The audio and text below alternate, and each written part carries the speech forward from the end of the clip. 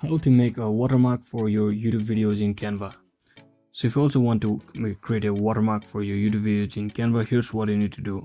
So first, just head over to your Canva and simply search in for custom design, or you can also actually go for the any of the pre-existing Instagram post, which is the square. So it's basically 1080 by 1080, which is suitable for your watermark design on YouTube.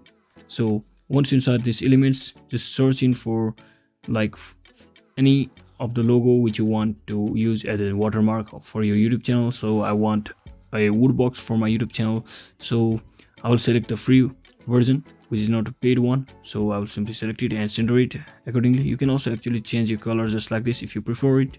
So I will simply select the color which I prefer, and you can also actually select or change the color of the logo itself. So once you are satisfied, simply click on this and click on share and just download this.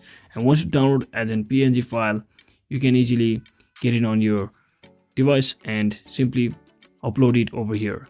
So that is it. Thanks for watching. Don't forget to like and subscribe to the channel. See you on the next one.